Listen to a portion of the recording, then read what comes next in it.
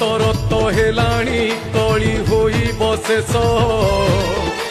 ନୀଳାଚଳ ଛାଡ଼ି ଛତିଆ ଯିବେ ଜଗତନାଥ ଛତିଆ ବଟରେ ଆସ୍ଥାନ ଥାପି ଲୀଳା କରିବେ ଧର୍ମ ସଂସ୍ଥାପନ କରି ସେ ସାଧୁ ସନ୍ଥ ପାଳିବେ କଳ୍କି ଅବତାର ହୋଇବେ ଆମ କଳା ଶାନ୍ତ ମାଳିକା ବଚନ ଫଳିବ କଥା ହୋଇବ ସତ ଆହା ମାଳିକା ବଚନ ଫଳିବ କଥା ହୋଇବ ସତ